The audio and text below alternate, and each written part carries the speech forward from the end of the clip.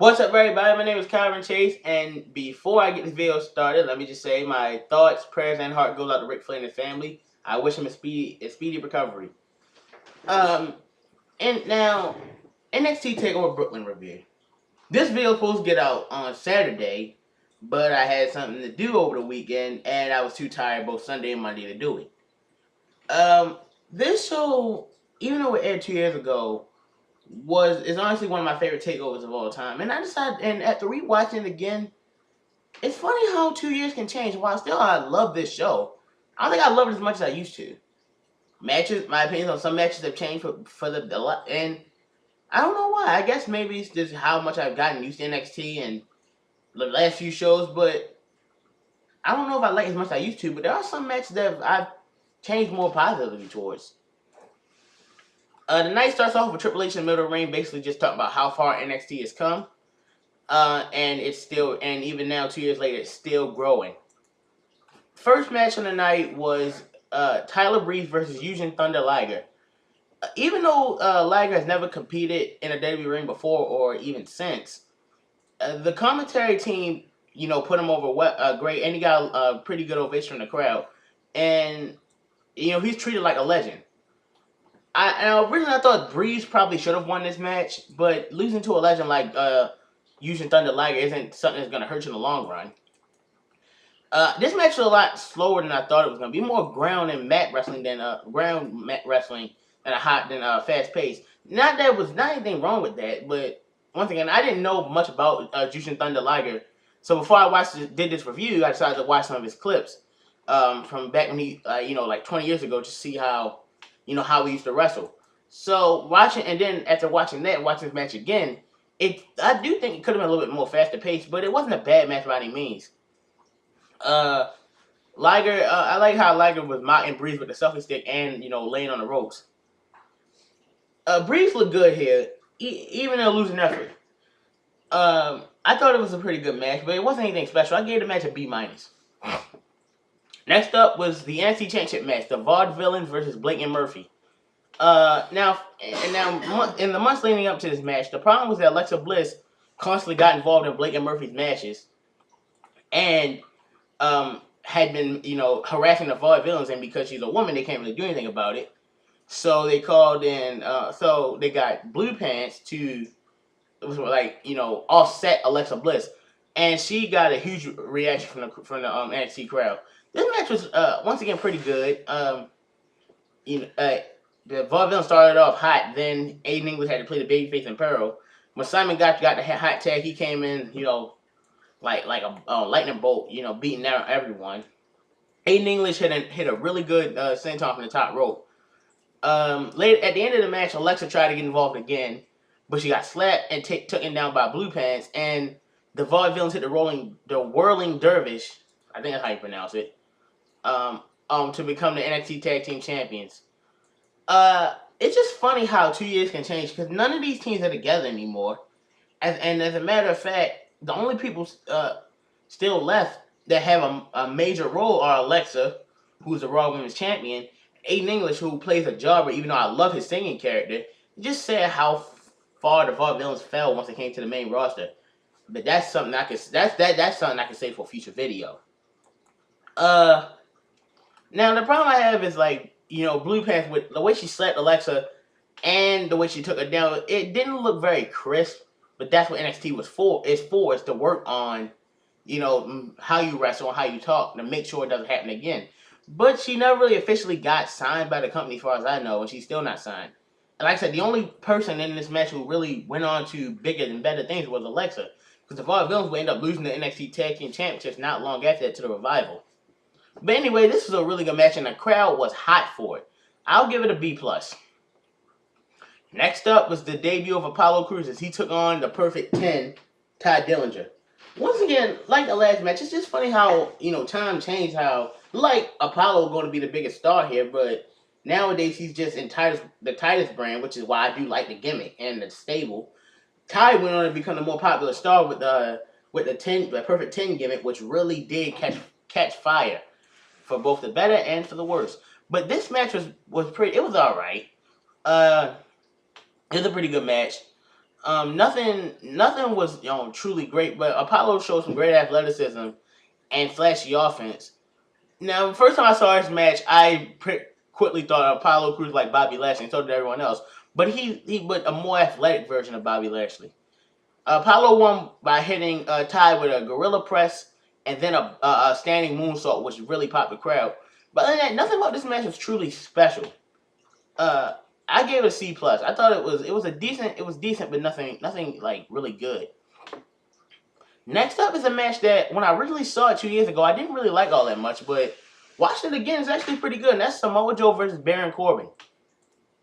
Um, it's like I said, it's just weird. Like 2 years ago, I didn't hate this match, but I just thought it was eh. Now I actually think it's a pretty decent match, pretty good. It was between two men who just hit hard, and it was for lack of a better word, a knockdown drag out brawl. Now it wasn't too violent or anything like that, but this was honestly one of Corbin's best match in NXT. Uh, the defense of the match happened when Corbin hit Joe with a choke slam and pinned him, but had him in like a roll up pin. And Joe kicked out, but kicked him up into the Coquina Clutch. I just love that spot. And Corbin ended up passing out to the Coquina Clutch. First, let me just say that I like this match because the story was perfect. I like the story they told of Corbin. He had to, use moves he didn't usually use. And he pulled off some good stuff. And of course, I think the submission loss didn't really hurt him at all. And Joe, at the time, this was one of his better NXT performances, but we all know he was going to do much better in NXT. I gave this match a B. I thought it was actually pretty good. And this is, like I said, when I first saw it, I thought it was just, okay, nothing special. But, it's still nothing special. I like it a lot more than I did when I watched it 2 years ago. Now we get on to one of my personal favorite matches of all time. Sasha Banks versus Bayley for NXT Women's Championship. Anyone knows me knows how much I love this match. Heck, I ranked this number one in the top 10, my top 10 favorite matches of 2015. And it still holds that spot proudly. For a lot of different reasons, like I said. This match is wrestling at its finest. Perfect storytelling, perfect in-ring work, and two very good characters. Like I said, characters that matter. Something the main roster just doesn't know what to do. But regardless of how WWE's main roster completely screwed Bayley over, this match will always remind me why she's one of my favorite women in WWE. This match had a lot to live up to. As for me personally, this is the match that made me appreciate women's wrestling because of how the Divas Revolution flopped on the main roster. It proved Hall of Famer Greg the Hammer Valentine wrong, who just a few days, maybe a week before, said how women's wrestling was a waste of time. And this match deserved to be in a double main event. And no disrespect to Finn and Kevin in the ladder match, which is really good. I'm gonna get to in a few minutes. Sasha and Bayley with a better main event. It, like I said, told a great story. So a lot of good moments from Sasha working on Bayley's previously broken hand and smashing in between the steps. From Sasha hitting a senton over the top rope onto Bayley, over the top of the referee and the rope onto Bayley. Sasha putting Bayley in a bank statement, stepping on a broken hand. Bayley reversing to the bank statement to a crossface of her own. Sasha kicking out of the Bayley to belly. Bayley hitting reverse Frankenstein from the top rope and then hit the Bayley belly to finally win the NXT Women's Championship. I remember in my Extreme Rules review, I talked about how NXT succeeded with Bayley where WWE failed because they didn't rush her winning the title. She failed time and time again, but she grew more popular because of it. And after nearly 2 years of going for the title, she finally won it on the biggest stage in NXT at the time. It's still an incredible match, and if you haven't seen it yet, please do yourself a favor and check it out. It's the moment with the 4 horsemen after the match. 4 horsewomen after the match is an emotional moment of all 4 of them celebrating inside the ring, and it still makes me kind of emotional to see nowadays.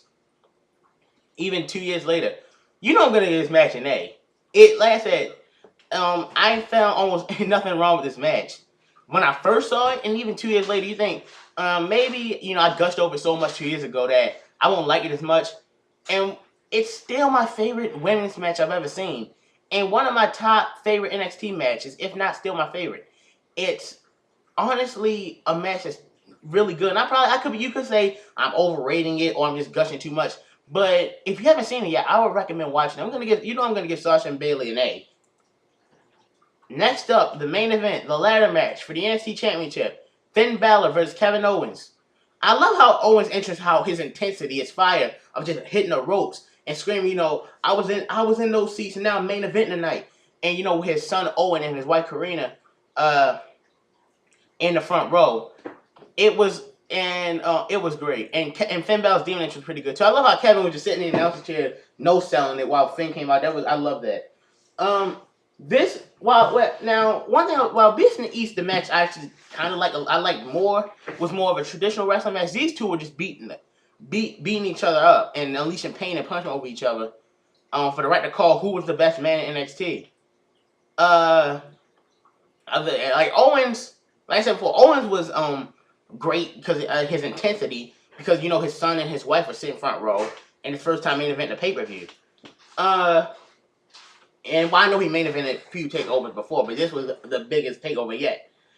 And one thing I love is just how good, this shows how good of a heel Kevin Owens is. It was one point because, this was during the time Sammy was recovering from shoulder surgery, where the NXT Brooklyn crowd was chanting "Olay," and Kevin, messed with his shoulder by Mike and Sami Zayn. That was just a great heel move, if you ask me. And one thing I love about this ladder match is that this was, for the first 10 minutes, this was about stopping each other from getting the ladder. They didn't immediately make this into a stream ladder match, and I like it for that. Some people may not like it because, it's a ladder match, we want to see a lot of spots. But not every ladder match has to have a lot of, breathtaking spots.